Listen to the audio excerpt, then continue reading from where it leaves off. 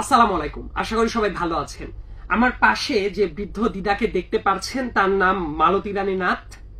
বরিশালে উনার বাড়ি, একদম বরিশাল সিটি কর্পোরেশনের ৯ নম্বর ওয়ার্ডের বাসিন্দা উনি। তো আমার সাথে ওনার যে মুহূর্তে পরিচয় হচ্ছে, সেই পরিচয়ের জায়গাটা বলেন বা ঘটনাটা বলেন, প্রেক্ষাপট বলেন, পুরোটাই খুবই দুঃখজনক একটা ঘটনা। ওনার নামে মামলা হয়েছে, পুরাটাই মিথ্যা মামলা, এবং সেই মিথ্যা মামলা থেকে মোটামুটি সেই হেনস্থা থেকে বাঁচার জন্য উনি ঢাকা চলে এসেছেন, এবং ঢাকা এসে ন্যায় বিচার কিভাবে পাবেন বিভিন্ন দ্বারে দ্বারে উনি ঘুরেছেন, কিন্তু ন্যায় বিচার এখন পর্যন্ত পাননি। উনি কোন উদ্দেশ্যে ন্যায় বিচার খুঁজছেন সেটা যদি আপনারা জানেন, আপনারাও অবাক হয়ে যাবেন।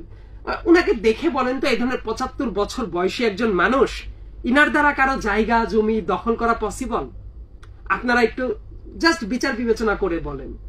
এবং ওনার নামে যে মামলাটা দেওয়া হয়েছে, উনি নাকি অন্য কারো জায়গা জমি দখল করে নিয়েছে, এবং সেই নামের ওনার নামে ক্রিমিনাল মামলা চলছে, এবং এটাই হলো এই দেশের বিচার ব্যবস্থা। একটু সংক্ষেপে ঘটনাটা বলি। মালতী রানী নাথ যাকে দেখতে পারছেন, বরিশালে তার হাজবেন্ড ছিল, একটা সংসার ছিল। ১৯৭১ সালে তার হাজবেন্ড মারা যান, এবং তারপর উনি বরিশাল টেক্সটাইল মিলে নিজেই কাজ করেছেন। কাজ করে উনার ২ মেয়ে এবং উনার ছেলেকে মানুষ করেছেন। ছেলে টিভি লটারিতে আমেরিকায় চলে গেছে, ২ মেয়ে এখন বর্তমানে আছে, তাদের নাতিপুতি সহ। এবং সত্যিকার অর্থে ওই যে সম্পদ, সবকিছুর মালিক কিন্তু উনি। উনার ৫% একটা ভিটার পর উনি থাকতেন, ২.৫% মালিক হলেন আমাদের এই দিদা। তো ওই জায়গাটা ইতোমধ্যেই দখল করে নিয়েছে। দখল যে করে নিয়েছে, তার নাম জামাল হোসেন নোমান। এই নোমান ২০১৩ সাল পর্যন্ত বরিশালের ওই ৯ নম্বর ওয়ার্ডের কাউন্সিলর ছিলেন, বিএনপির রাজনীতি করত। তো তারপর থেকে বর্তমানে ওই ৯ নম্বর ওয়ার্ডের যে কাউন্সিলর আছে, সেই কাউন্সিলর তারই ছোট ভাই। সেই ছোট ভাই মানে একই পরিবারেই তারা ২ ভাই, একজন আওয়ামী লীগের রাজনীতি করত, একজন বিএনপির রাজনীতি করত। নোমানের ছোট ভাই হলো লিঙ্কু। লিঙ্কু হলো বর্তমানে ওই ৯ নম্বর ওয়ার্ডের কাউন্সিলর। তো ৫ তারিখের ঘটনাক্রম কিভাবে ঘটেছে সেটা আপনারা জানেন। ঠিক ৫ তারিখের পর থেকে এই যে নোমানদের দৌরাত্ম্য আবার পুরোপুরি ব্যাক চলে আসে, এবং এই যে নোমান বলছেন বা লিঙ্কু তো পুরোপুরি আওয়ামী লীগের রাজনীতি করত। ওই যে মেয়র ছিল, আপনার মনে আছে, মানে ওই যে সাদিক আব্দুল্লাহদের যে ফ্যামিলি যেটা আর কি, তারপর ওই যে আবুল খায়ের আব্দুল্লাহ যে ছিল বরিশালের, তাদের সরাসরি একসাথে রাজনীতি করত। আওয়ামী স্বৈরাচারের তারা ছিল দোসর। তো সেই দোসরের ফ্যামিলি পুরোপুরি আবার রিপ্লেস হয়ে আবার মানুষের পর আবার সেম ধরনের নিপীড়ন তারা শুরু করে দিয়েছে। এবং উনার যে ২.৫% জায়গা ছিল, যে ঘরটা ছিল, এগুলো পুরোপুরি দখল করে নিয়েছে, এবং একটা দোকান আছে তার সামনে, সেই দোকানটা এখনো দখলে নিতে পারে নাই। তো উনি একটা টেক্সটাইল মিলে নিজে কাজ করে ছেলে মেয়েকে মানুষ করতে করতে উনার ওই টাকা দিয়ে উনি কিন্তু সেই জায়গাটা কিনেছিল, এবং তাকে উৎখাত করেইছে, এবং সেটা করে একটা কিন্তু সিভিল মামলা কিন্তু চলছে অলরেডি, মানে দেওয়ানি মামলা অলরেডি ওই জায়গাটা নিয়ে চলছে। এমনকি সেটার কাগজপত্র তারা মামলার যে তাদের নামে জমির একটা মানে ভাউতাবাজি দলিল তারা তৈরি করে নিয়েছে। তো সেই দলিলগুলো যে ভুয়া, এই ব্যাপারটা নথিপত্র দেখলেই আপনারা সবাই বুঝতে পারবেন, আমিও পরবর্তীতে উপস্থাপন করব সেটা। তো আবার মূল ঘটনাতে চলে যাই। তো দেওয়ানি মামলা যে মুহূর্তে চলছে ওই ঘটনাটা নিয়ে, ওই জায়গা দখল করে নিয়েছে সেইগুলা নিয়ে, ইন দ্য মিন টাইম এই ৫ তারিখের পরে মামলা দায়ের করে দিয়েছে নোমান উনার নামে। ওই জায়গাটা নাকি, ওই নোমানদের জায়গা নাকি এই বৃদ্ধ দিদা ইনা নাকি দখল করে নিয়েছে, এবং সেই মামলাটা কোর্টে চলমান আছে। তো আমি জানি না যে ন্যায় বিচারটা পাওয়া সম্ভব কিনা, কারণ এই জায়গায় পুলিশের যা অবস্থা, লোকাল রাজনৈতিক পেরিফেরির যা অবস্থা, এইভাবে চলতে থাকলে ইনি কোনো দিন ন্যায় বিচার পাবে না। আমার কাছে অনেক আশা নিয়ে এসেছেন। আমি ইতোপূর্বেও বিভিন্ন পলিটিক্যাল দৌরাত্ম্য যারা আছে তাদের বিরুদ্ধে কথা বলার চেষ্টা করি।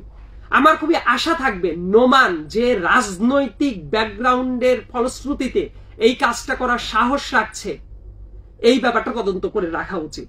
আর এই ৭৫ বছর বয়সী একজন, এত বৃদ্ধ একজন মানুষ, যিনি ঠিক মতো হাঁটাচলা করতে পারেন না, উনি জায়গা জমি দখলের মামলা নিয়ে চলছে যে দেশে, এই দেশের বিচার ব্যবস্থা নিয়ে আমার আর কথা বলার কোনো রুচি হচ্ছে না। ইনাকে যদি আমরা ন্যায় বিচার না পাইয়ে দিতে পারি, তাহলে আমরা কিভাবে একটা দেশকে স্বৈরাচার মুক্ত করলাম? আমার কাছে মনে হয় যে এই প্রত্যেকটা ঘটনা মিথ্যা হয়ে যাবে। আমাদের এই স্বৈরাচার মুক্তি, আমাদের এই মুক্তির সংগ্রাম, প্রত্যেকটা জিনিস ব্যর্থ হয়ে যাবে যদি আমাদের এই ৭৫ বছর বয়সী মালতী রানী নাথ দিদা তার যদি ন্যায় বিচারটা না পায়। আমি আপনাদের সবার দৃষ্টি আকর্ষণ করছি, বরিশালবাসীর দৃষ্টি আকর্ষণ করছি, রাজনৈতিক পরিমণ্ডলের যারা নেতা আছেন, বিএনপির হাইকমান্ডের দৃষ্টি আকর্ষণ করছি, একই সাথে আইন শৃঙ্খলা রক্ষাকারী বাহিনী এবং আদালত যারা আছেন, ইনাকে যদি ন্যায় বিচারটা না দিতে পারেন তাহলে এই বাংলাদেশের স্বপ্ন ব্যর্থ হয়ে যাবে। দিদার কাছে আমি ছোট্ট করে একটু জানতে চাইবো, আপনাদের ওই যে দেওয়ানি মামলা চলছিল ওইটা থাকাকালীন অবস্থাতেই তারা আবার পাল্টা একটা মামলা করেছে, তাই তো? সেই মামলার আপনি আসামি? এই তো এই নতুন মামলা করছে, আপনার নামে করেছে? 5 জন 4 জন, মানে আপনার ফ্যামিলির সবাই, জামাই আর আমি, এবং 2 জন জামাই আর নাতি বড় হইয়া। মামলাটা হলো যে আপনি তাদের জায়গা দখল করেছেন, তাই তো? এই যে বলে তো এখন এটা তো আপনি জায়গা দখল করেছেন, এটা তো আসলে পুরোপুরি অবাস্তব কথা। আপনি জায়গা কখনোই দখল করেন নাই, সেটা বোঝা যাচ্ছে। আপনি যে এই যে ব্যাপারটা ফিল করছেন, মানে ওই পলিটিক্যাল ইনফ্লুয়েন্সেই তো তারা এই কাজটা করছে, তাই তো? আপনার পর জোর জবরদস্তি করে জায়গাটা দখল করে নিতে চাচ্ছে। এখন যদি এইবার জামিন নিতে যাই না, আপনি এই যে দখল করে নিয়েছে, মানে এই ব্যাপারে আপনার কোনো বক্তব্য আছে? বক্তব্য কার দ্বারা বক্তব্য? জামাই যাই হেঁটে যাই ওষা খাই আর বক্তব্য কার দ্বারা দেবো? উঠতে না মানে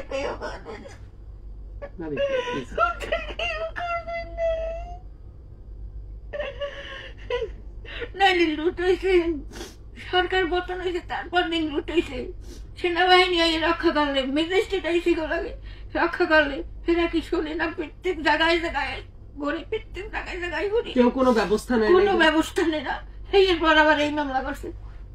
আমি দিদা, আমি সবার দৃষ্টি আকর্ষণ করছি যাতে করে আপনি অন্তত ন্যায় বিচার পান। আমি সেই জায়গাটা দিদা আমি নিশ্চিত করব। আমি আপনাকে কথা দিলাম, সেই জায়গাটা নিশ্চিত করার চেষ্টাটা আমি করব। বাবা আমি কাবুল নাই, আমার খুব তো কথা নাই দিদা। আপনি প্লিজ একটু ঠান্ডা। আপনারা দেখতেই পাচ্ছেন যে অবস্থা কতটা ভয়ঙ্কর।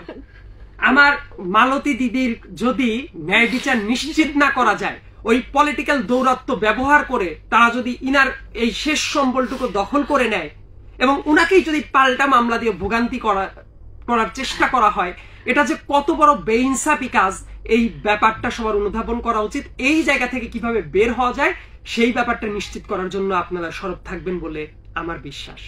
ধন্যবাদ।